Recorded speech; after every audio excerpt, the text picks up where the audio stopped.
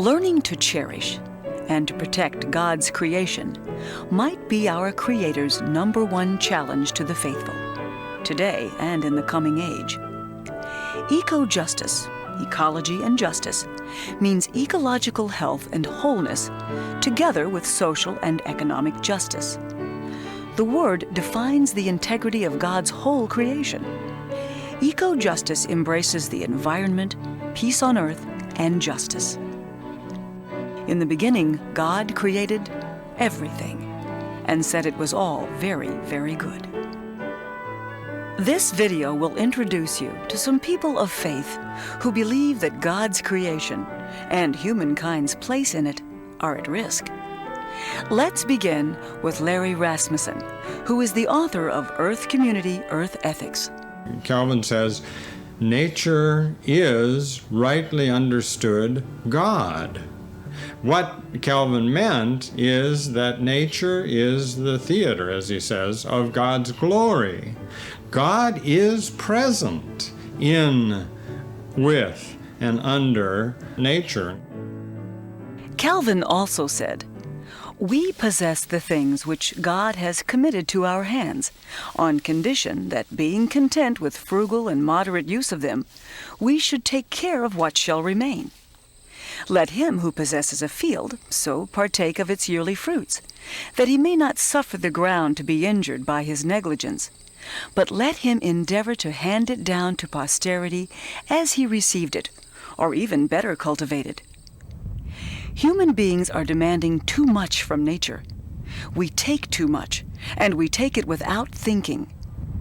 An abused creation cannot continue to provide the gifts that the Creator has intended, gifts that were meant to be available for all people and for all time.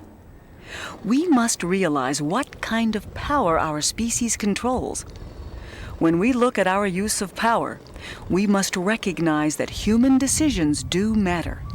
We often don't know how to measure our own interests because we don't understand how interdependent we are. Science is only beginning to understand the workings of nature. I mean, scientists will tell you that the knowledge explosion is in fact an ignorance explosion. It is showing us how much we don't know about how this mysterious order of creation actually functions. So when you say there's a conflict between human well-being and the well-being of something else in nature, and say, okay, human well-being comes first, be very, very careful, because we're interlocked with that. It's all a part of the integrity of creation. The different parts of creation, earth, air, water, habitat, people, are bound up together. They are totally interdependent. These relationships are fundamental to the existence of life on this planet. Present human recklessness and folly is creating a global environmental crisis.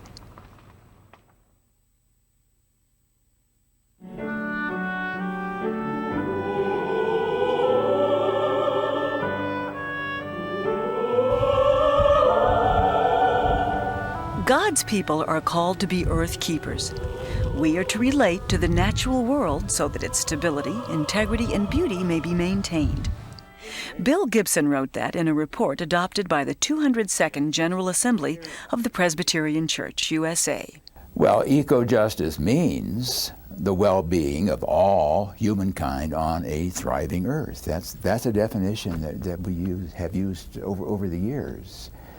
And it is distinctively timely because of the awareness that we have now that is something really quite unprecedented in history, that the earth is in peril. Not that there has not been environmental destruction in many places throughout time, but it's new in the sense that it's planetary in scope and it's happening faster than ever before in history. So this is a new context. Perhaps we will better understand these issues if we remind ourselves that the environmental crisis is planetary in scope. We talked about this with Dr. Sylvia Rodriguez at the University of Costa Rica in San Jose. That we live in a common world, in a very small world, in a very small planet, and that we share lots of the same problems. The ecological problems don't look at borders between nations, but pollution and the contamination of rivers, the ozone layer, all those problems are really planetary problems. Large-scale commercial agriculture is important to Costa Rica's continued development. Coffee is the most important crop in the highlands, but bananas beat out coffee in national financial importance in 1991.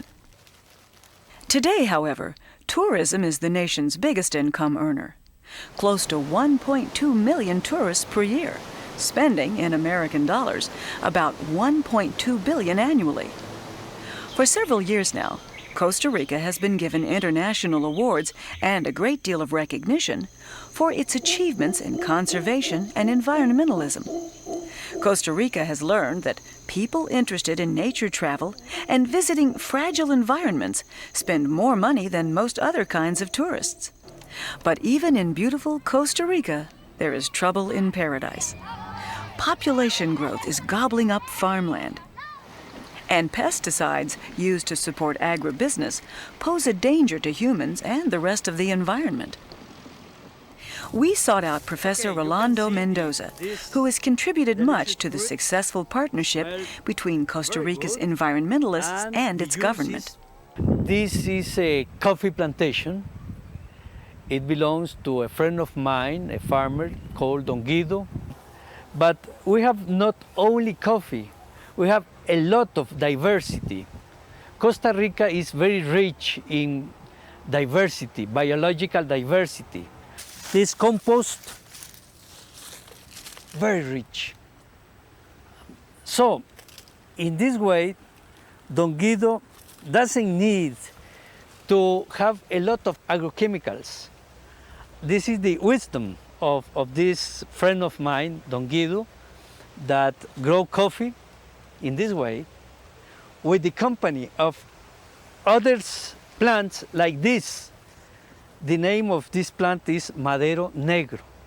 And this Madero Negro, like that erythrina, is a nitrogen, participate in the nitrogen fixation. Well, he don't use these words, these technical words, but he knows the concept. He has a very clear picture about the practical ecology. And for that reason, I take my students to speak with Don Guido and to have a lesson from Don Guido and this kind of work.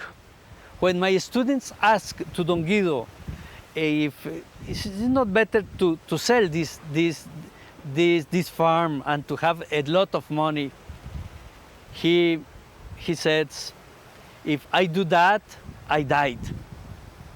Because he loves this land. He was obligated to sell this part. And you see, new houses, the city is coming in the farm. The quality of this soil, really, this is a volcanic soil, very rich. Unfortunately, we are using this rich soil to grow cities.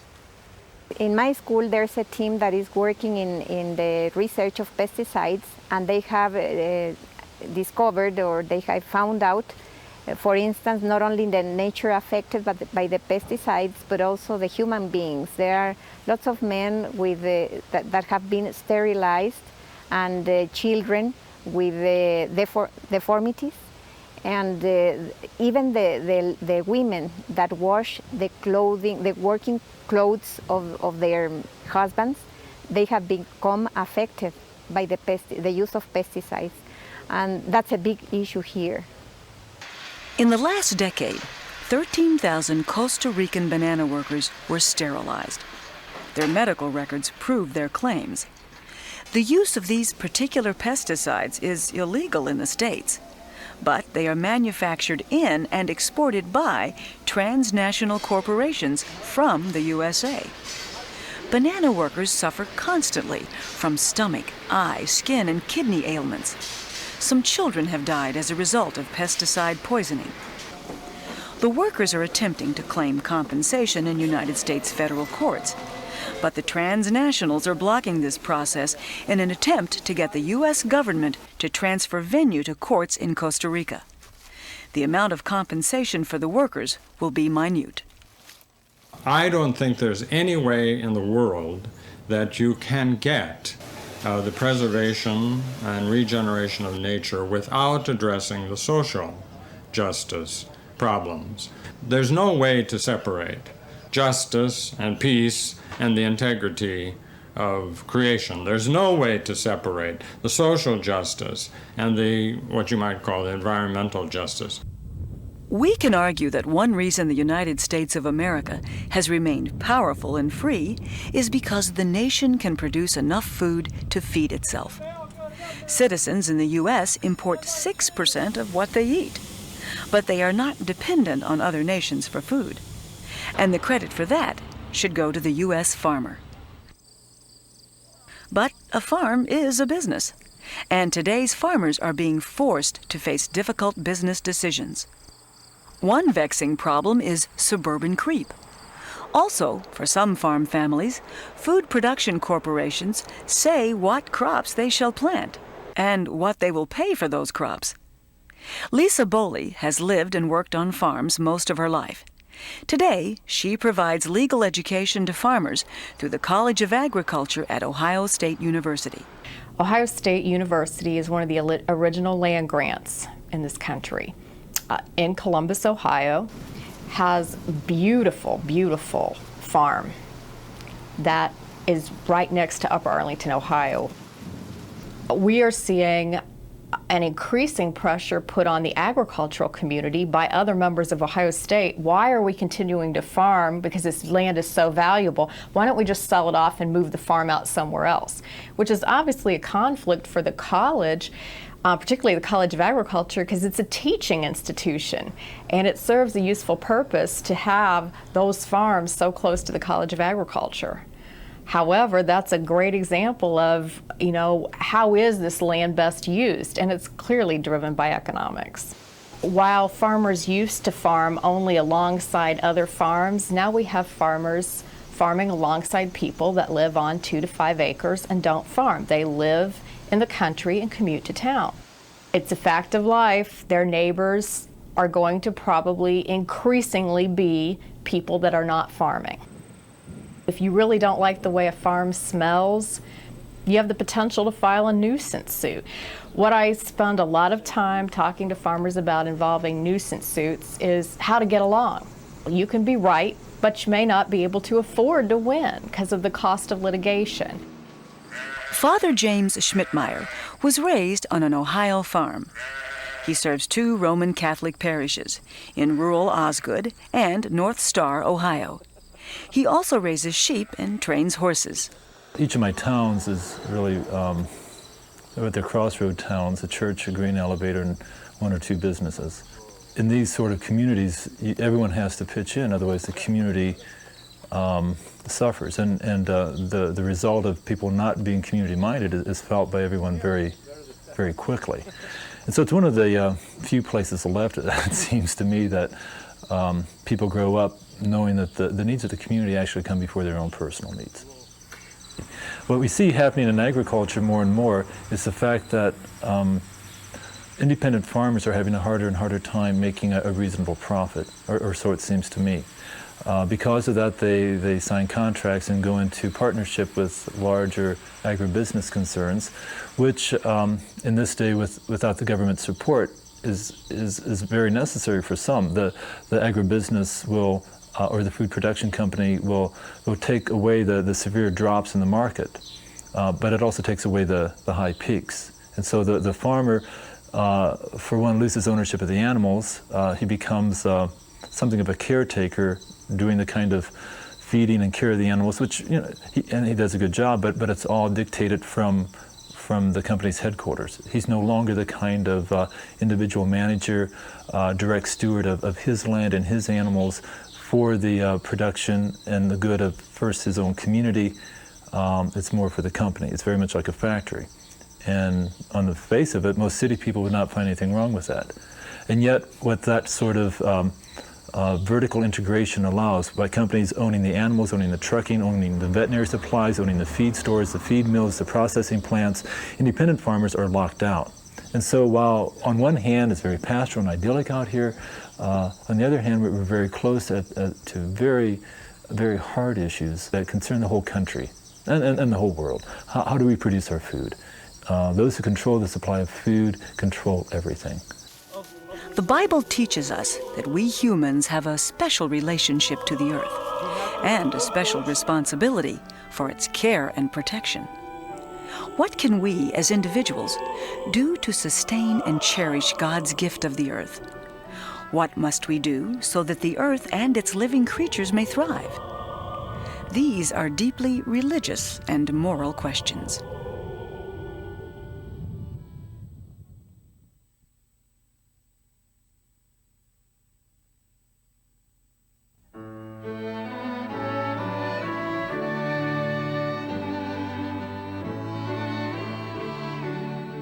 Bless the Lord, O my soul. O Lord my God, you are very great. You are clothed with honor and majesty. You stretch out the heavens like a tent. You make the clouds your chariot. You ride the wings of the air. You make the winds your messengers. Heaven, wind, sky, air. The meaning of these words overlap in the Old and New Testament. The first words of the Bible are these: in the beginning, when God created the heavens. It's interesting in the Hebrew, the word is ruach for air, and you can't tell whether the reference is to the breath that you and the air we're breathing and our breath, or if it's to the breezes and the wind, or if it's a reference to God's Spirit. They're all simply interchangeable in the Hebrew vocabulary, and that's because the Hebrew writer doesn't separate nature from the religious content and dimension of it. You can't also, in Hebrew, you don't have a word for human beings as a species apart. You can't find a word for nature that doesn't include human beings as a part of it, or a word for human being that doesn't assume the rest of nature. The first gases on planet Earth certainly came from the volcanoes. Scientists speculate that it took 4.5 billion years for an atmosphere to evolve that would support life as we know it. And look what the human species has managed to do in only 100 years.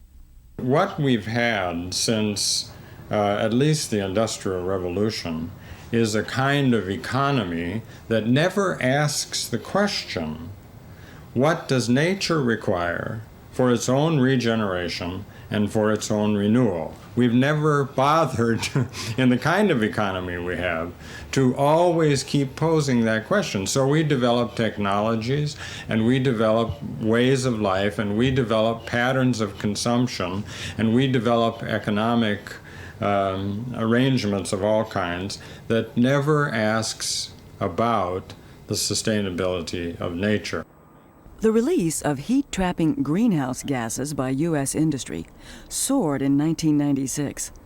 The Energy Department reported a 3.5% increase in that year alone, compared to a growth of 8% over the preceding 6 years. The burning of oil and gas is the chief source of carbon dioxide in the air. Carbon dioxide is the predominant greenhouse pollutant.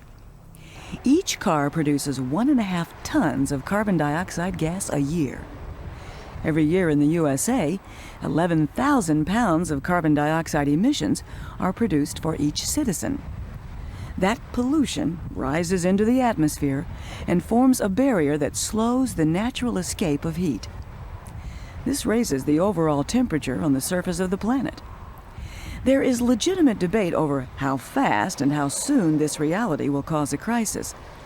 But for those who are choking on smog and ozone, those with asthma or other respiratory illnesses, The crisis is now.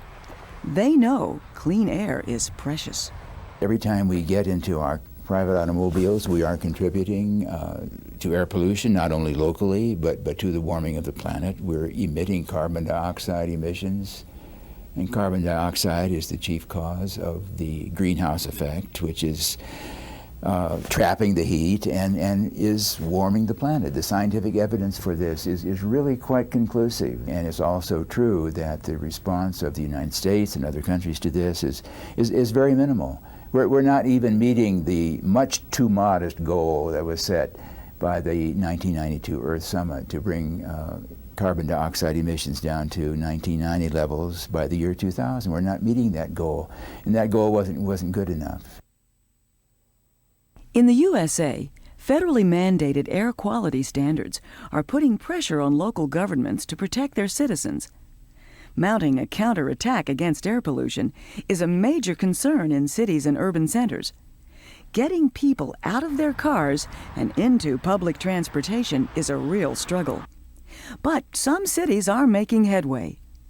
Robert Stacy is the former planning director of Portland, Oregon. That city has 500,000 people, and the metro area's population is almost 2 million. It also has a growing world-class light rail system.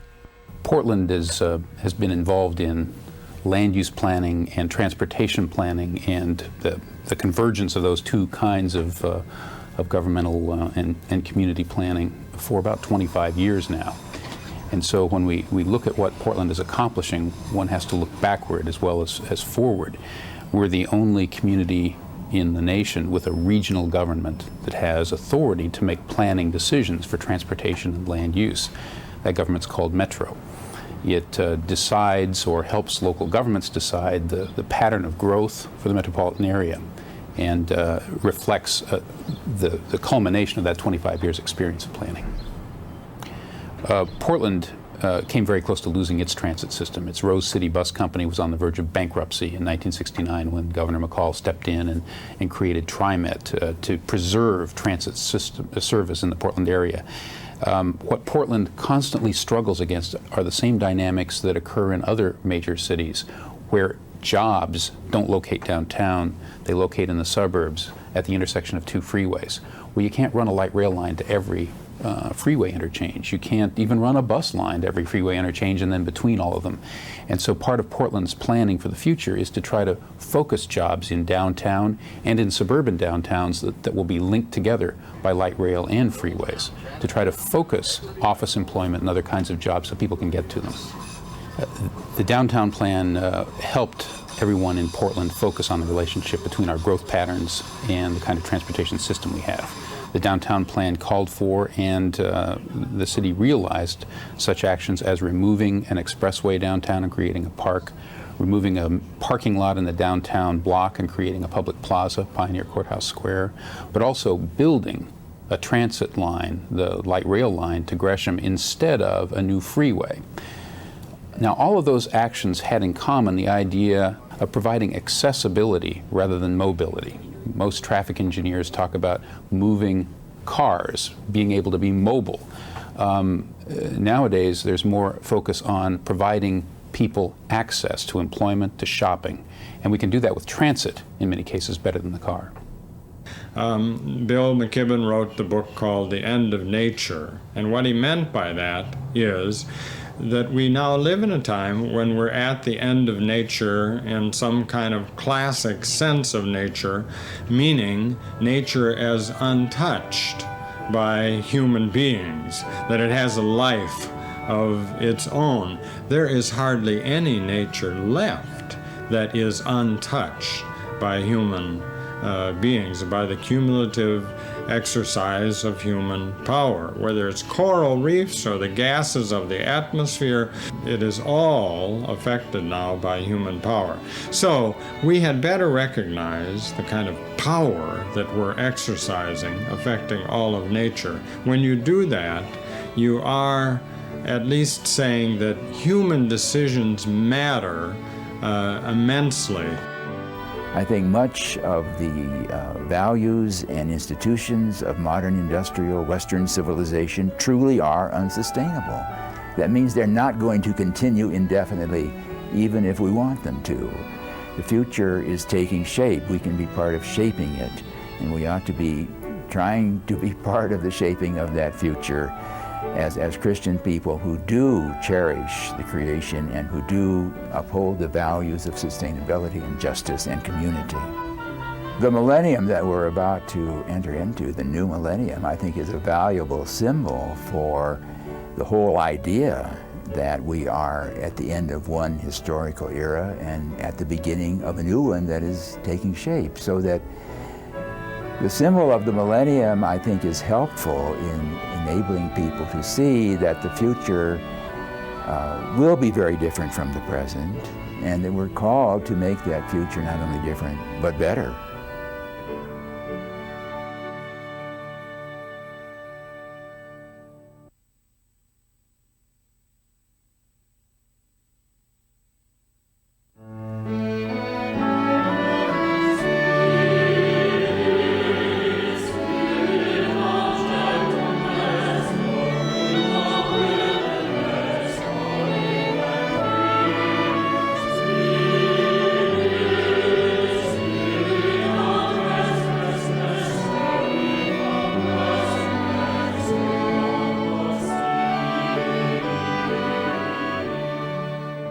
What is richer in Christian traditions than the living waters? I mean, baptism is, in most traditions, one of the major sacraments. In Protestant traditions, it's baptism and the Eucharist.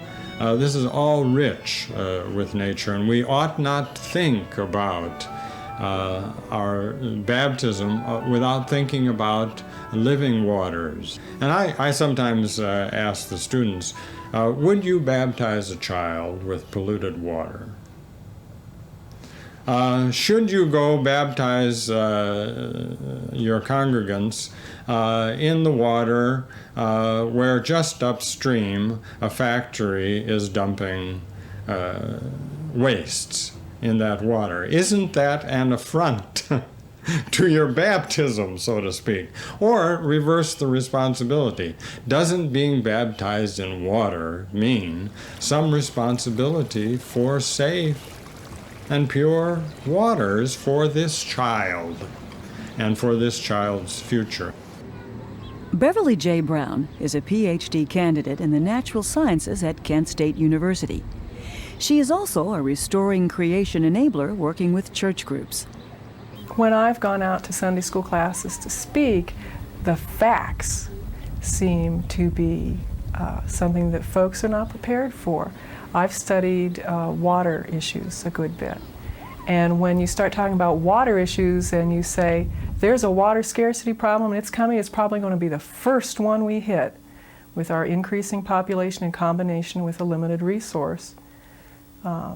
When I say that 97% of the water is salt water, we can't use it. Of the remaining 3%, 2 is in ice caps. Of the remaining 1%, think where it is. If it's up in snow peaks and away from populations, that's not accessible. We have a teeny tiny bit of water and we don't get any more. That surprises folks. They're not prepared for the fact that this is a finite resource we have here, and technology will help some. But we have to think about how we use those resources in addition. And that's a big eye-opener for folks. For the state of Florida, the proper use and conservation of water is entering a critical phase. That's ironic because the state is surrounded on 3 sides by vast amounts of water, salt water. As Florida's millions of citizens are joined by millions more, water scarcity makes headlines. South Florida's Dade County encompasses the sprawling metropolis of Miami. But there are also large farms and farming communities like Homestead. In the county, there are 2 million folks living on 1 1/4 million acres. Within less than 20 years, 1 million more people will come to Dade. Brent Pravinsky is both an attorney and a citrus farmer. His law office is in Homestead. He cares very much about how water is utilized in the county, especially as that use affects the future of another important region of Dade, the Everglades. We asked him to talk to us about the Everglades. It's a beautiful area. of sawgrass, a beautiful flowing sheet of water, which Marjorie Stoneman Douglas described as the river of grass. It flows down from Lake Okeechobee in central Florida, a very large freshwater lake, overflowed the banks in its natural state years ago, all through the Kissimmee River Basin and into the park, across the sawgrass, 70 or 80 miles wide, and into Florida Bay, which is the bay between the bottom of the peninsula and the Keys. When man came into Florida and began developing it in a big way in the 1950s, the need for water and the need for farmland was uppermost in the minds of those who made the decisions. The Army Corps of Engineers rerouted and replumbed the natural flow of water from Lake Okeechobee south and built hundreds of miles of canals to reclaim land for farming and to use water for the burgeoning population along the whole southeast coast of Florida. So the real issue in the Everglades is water. It's always come down to water, the amounts of water, the quality of the water, and the competition between humans' demand for water and the demand of the Everglades for water. The Everglades is the largest area of nesting and wading birds in North America still. And yet the population, if you compared the bird population in the 1930s to today, it's declined by 93%. That's an enormous decline. We think the best friend of the Everglades can be agriculture rather than an urbanized area. And we're working closely with farmers in our community here, mostly tropical fruit farmers. We have a very special industry here, the only one in the United States where we can grow the variety of tropical fruits we have. So that's really our job.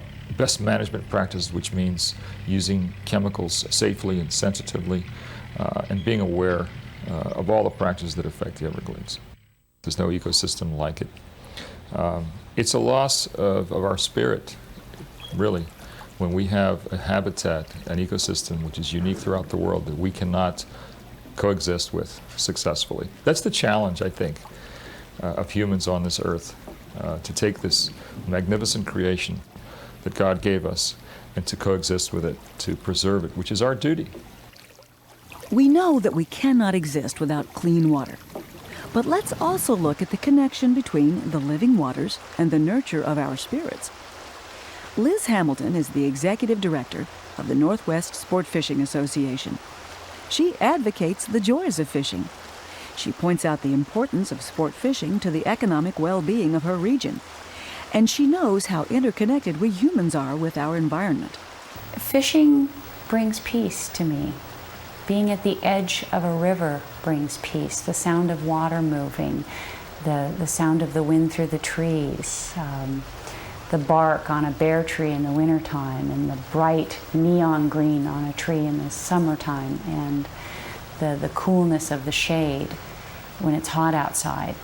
All this slows me down, puts me back in touch with my inner self, back in touch with God, and it centers my life for me. The streams are like the arteries to the earth's body and to the health of the earth. And if the creatures that live in streams are not healthy, then the water is not healthy. And so as we protect the forests next to the streams, we are keeping the water pure, we are keeping the temperatures cool, and protecting the habitat that the fish that are in the streams need to survive and stay healthy. We would be such an uninspired society without the beauty around us. I don't know if you've filmed the gallery that we're in, but we're surrounded by man-made beauty inspired by nature's beauty. Well, ultimately, we all need clean water, every one of us living on Earth. We are over 90% water ourselves. And in order to survive and thrive into the future, not just our spiritual selves, but our actual physical health is very dependent on clean, cool waters. Citizens in this region need to have electricity. We need to have water for drinking and water for agriculture. And we need to have timber with which to build our homes. What we also need to bear in mind is there's a way to balance these needs and to protect our stream sides while accomplishing all those needs of the society at the same time. Those in the faith community need to reach out to non-traditional partners, folks they normally may not sit down and talk with. That might include Congress folks, that might include your local council member, that might include an environmentalist, a motorcycle rider, a horseback rider, an angler.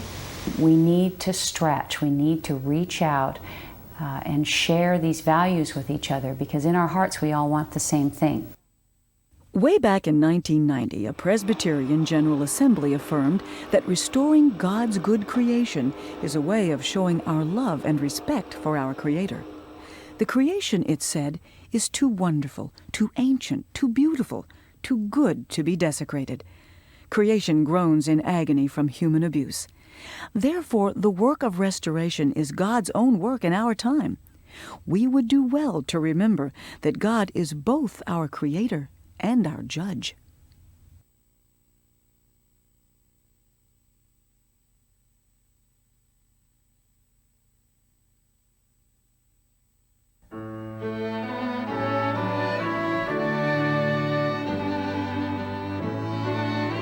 The question is, how do you wrap both the economy and the environment around habitable communities? In other words, you ask, what kind of economy do we need to sustain this local community and regional community and make it habitable?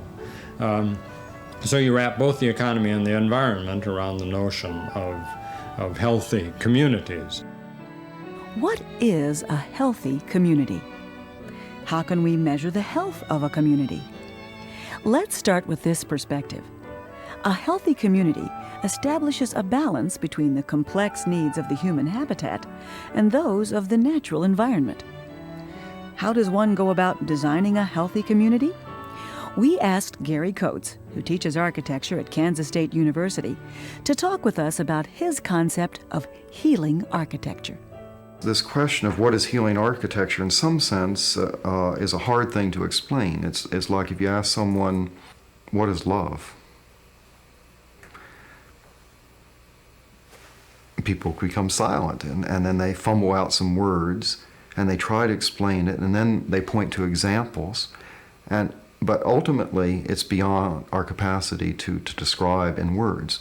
And yet, we recognize when it's present and when it's not. And it's like life itself. It is primary food.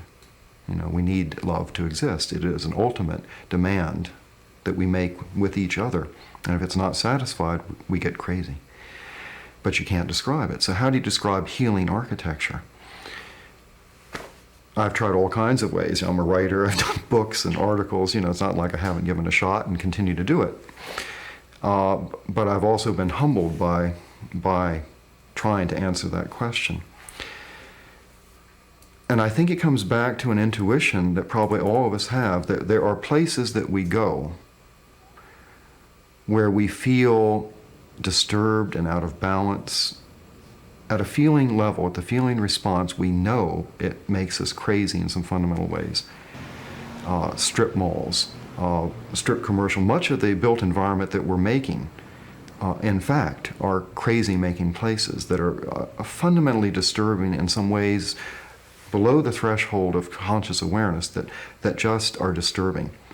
And when we go to vacation, we never say, hey, let's go vacation at the latest suburban edge city strip mall. We flee such places. We try to, and yet the places we build are the places that we would never choose to go. Curious situation. We have, therefore, an intuition. We're sort of naturally drawn to places that are healing environments because it's a feeling matter. And we know when we found them that there's somehow qualities of balance. Usually there's something of balance, especially for Americans, between the built and the natural. Let's play the game of what if.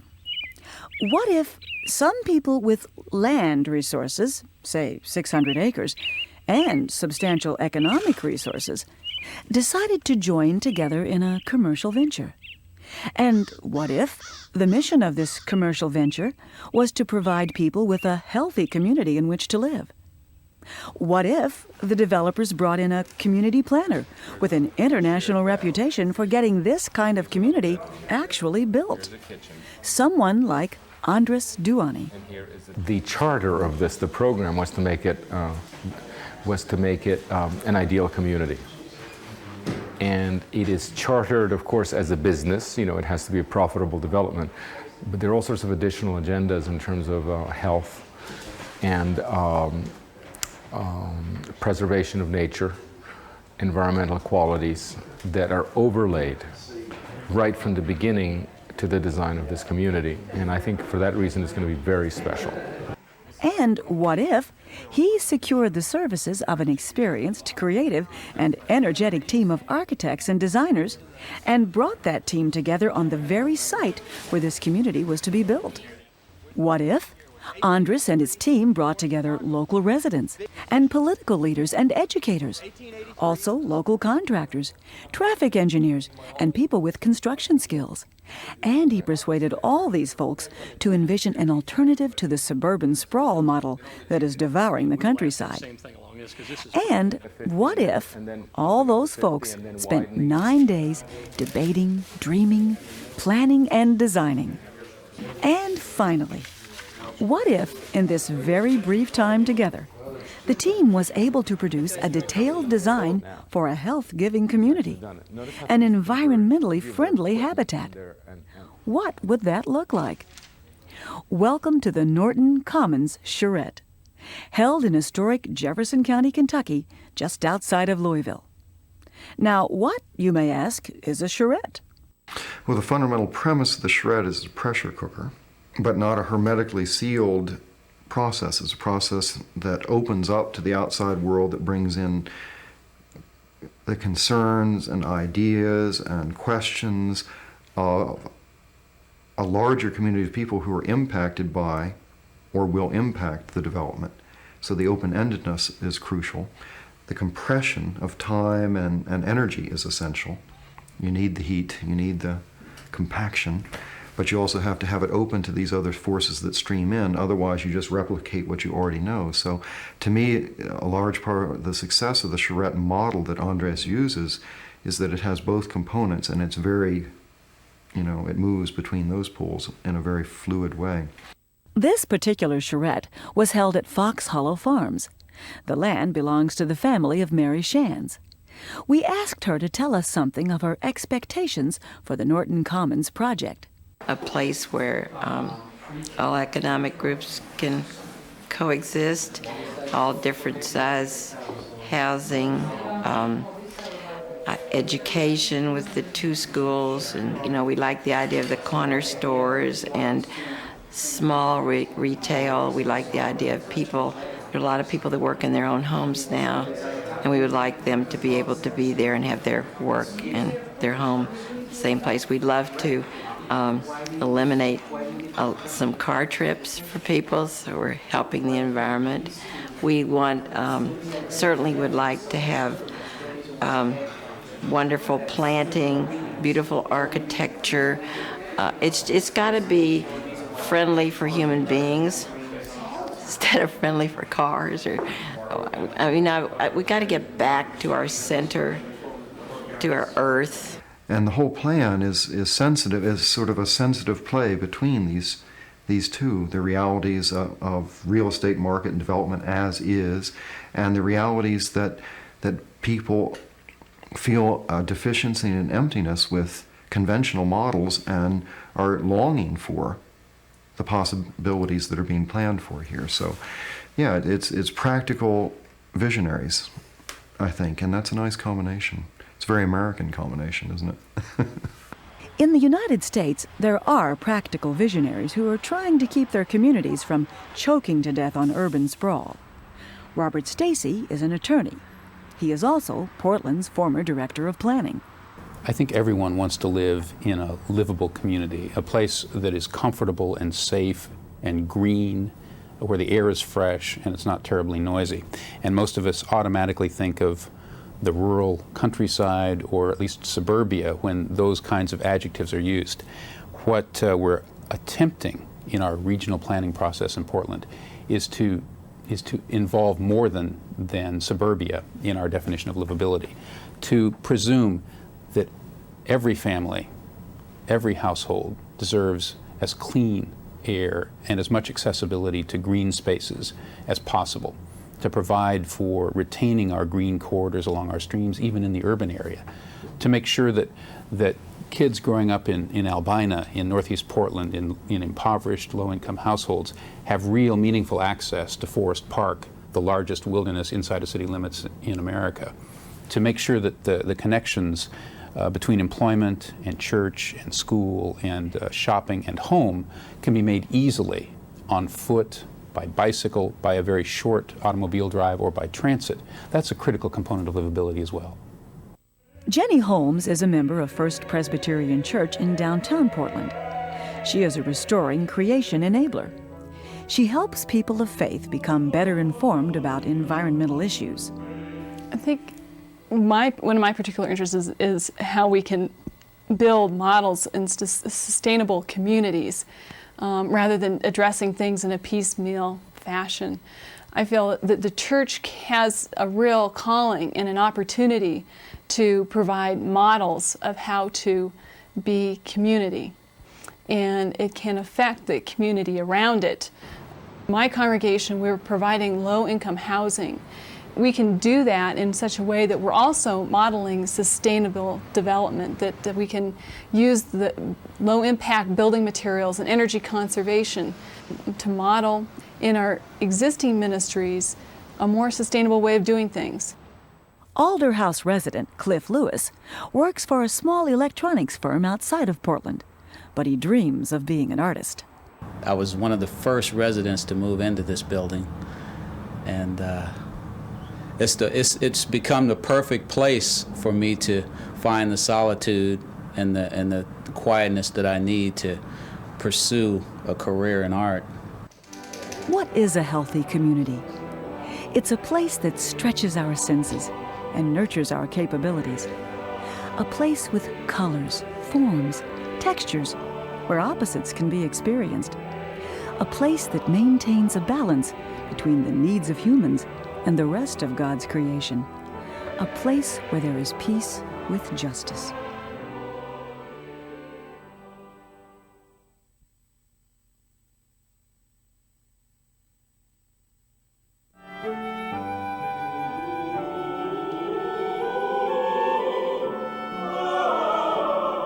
Adam, human earth creature, is created from Adamah, which is the word for topsoil. And all other creatures are created from Adamah. In fact, if you read the creation account very carefully, when in the creation account in which Adam, the human earth creature, is created first, there comes a point where Adam is alone, so God is going to create a companion for Adam. And then everybody just immediately assumes that Eve is the one who is created next. Eve, which means mother of all living. But take a closer look. It's not Eve that's created next. It's the other animals that are created next. Why are they considered viable candidates to be Adam's companion in creation? They're viable candidates because they're made of the same stuff. They're all also Adamah. Well, it doesn't quite take. I mean, this is not yet bone of my bone and flesh of my flesh in the way that Adam and Eve are one of another. But it is bone of my bone and flesh of my flesh in the sense that they're all created from topsoil. They all come from earth. They all return to earth. The responsibility of people, or in this case Adam, the human earth creature, is to till and keep the earth. The word there is to be a cultivator, but do you know that in Hebrew, to be a cultivator is to serve? It's a servant word. In the beginning, God put the human creatures in the garden, both to till it and to cultivate it. Tilling the garden shows that we are dependent upon nature. But keeping the garden demonstrates that we accept God's commands and cherish God's creation. People can choose to heal and restore what people have plundered and destroyed. Meet Ruth Koenig. She is employed by the city of Eugene, Oregon, to coordinate volunteers in the maintenance of the city's wetlands. This is done to safely manage storm runoff from roofs, driveways, streets, and sidewalks. All of this runoff drains directly into the city's ponds and streams. The basic role that I feel I have with the volunteers is to help them understand first this concept of everybody living downstream, that the kinds of things we do here in Eugene will affect our neighbors who live in Corvallis, downriver from us, who are going to be utilizing the waters of the Willamette River for their drinking water. So that if we can help people in this community to understand about the need to keep oils and paints and soap and fertilizers and pesticides out of our storm waters, if we can first help the volunteers to understand that and then to have them interpret that for other people within the community, that's what I see my basic role as. But then also to help them understand about wetlands and ponds, their value, the wildlife value that they have, and then help them to be involved in enjoying those places, in coming to see a gem right in the middle of the city that they may have only passed driving 55 miles an hour on a freeway. One of the things I like to think about in my own life is that it can be as much fun as a treasure hunt to sort of evaluate how you do things, what you do, and what you can change. You know, it's not hard to take a cloth sack to the grocery store with you. It's not hard, for instance, for me to carry a large purse and to keep in it some plastic knife, fork, spoon, so that when I go into a restaurant and they want to give me those things, I don't have to accept them. Now those are very small things, but kind of like the 100th monkey theory, if enough people begin to examine those small details in their lives, it becomes easier to make the changes. There are lawns, there are plant communities that can be cultivated, that are consistent with the soil types where you live, that then don't require the fertilizers that ruin our waterways, the pesticides and the herbicides that are probably poisoning us or deforming frogs or fish in our rivers. Evaluate how you do things, what you do, and what you can change.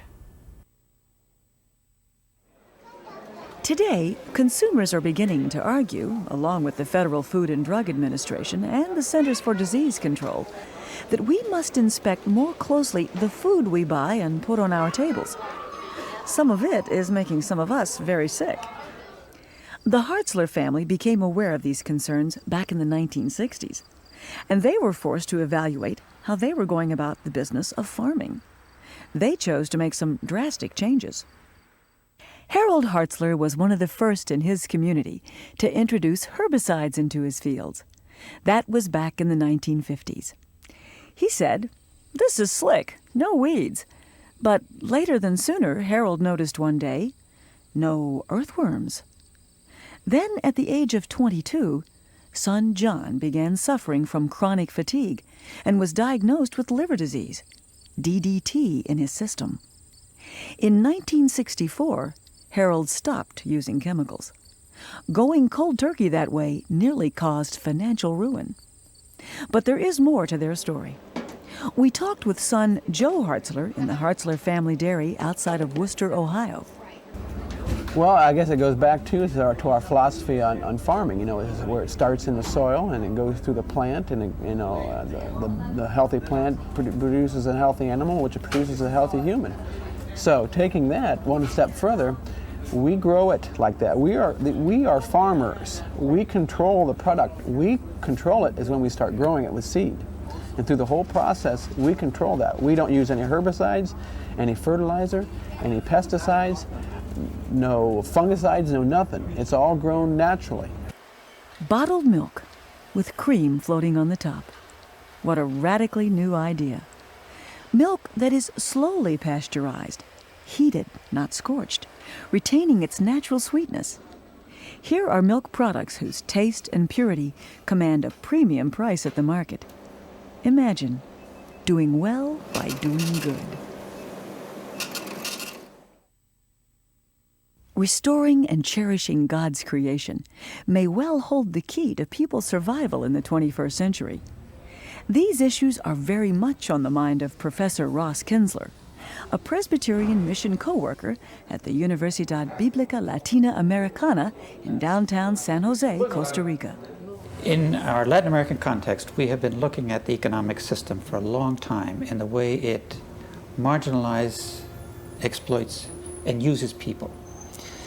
Now we've come to realize that the centralization of power in the world system is now the marketplace, even above governments, even above the United Nations. That the drive to produce profit for investors is so strong that the companies have to produce more and more, which means consuming energy and the world's resources. And in the ideology of marketplace, competition is the law. If you can't compete, you don't produce, you don't sell. So in order to compete, you eliminate all factors which might limit your productivity. That means lower wages or put your factories where the labor is cheapest. And it means to put your business where you don't have to abide by ecological concerns. And that's part of the reason why U.S. companies are exporting their production all around the world, finding ways to be able to compete better, which means ways to overcome the limitations of laws for ecological protection. My most exciting work in the last 5 years has been around the concept of the Biblical Jubilee, which was to occur every 50 years. When you look at Luke chapter 4, which is the inauguration of Jesus' ministry in the synagogue in Galilee, he chooses the text from Isaiah 61, which is the key Jubilee passage, which sends us back to Leviticus chapter 25, which explains what was to happen in the Jubilee. Now, what we have, for some reason, ignored is that the Jubilee was, at least according to Luke, and increasingly we're finding it in the other Gospels, the central understanding of God's reign, God's kingdom. Jesus understood it in terms of Jubilee. And what is Jubilee? Forgiving debts, freeing the slaves, returning the land to all the families of Israel, the great agricultural reform, permanently, and to give rest to nature. It's there. We've got to go back and deal seriously with Jesus' understanding of his own mission, his message, his ministry, his understanding of God's reign. And if we do that, we're going to have to deal seriously as followers of Jesus with the whole problem of, yes, the economic system which is creating enormous debts all over the world, the enslavement of peoples in our work system and marginalizing people from that work system, the redistribution not just of the land, but all of the economic resources on which people can build life, and nature as a fundamental dimension of God's plan for all life. Eco-justice flows from the recognition that God is both our creator and redeemer. God wills peace, shalom, for the whole creation, human and non-human. God promised the people a land flowing with milk and honey. But God also commanded the people to make it a land flowing with justice and righteousness.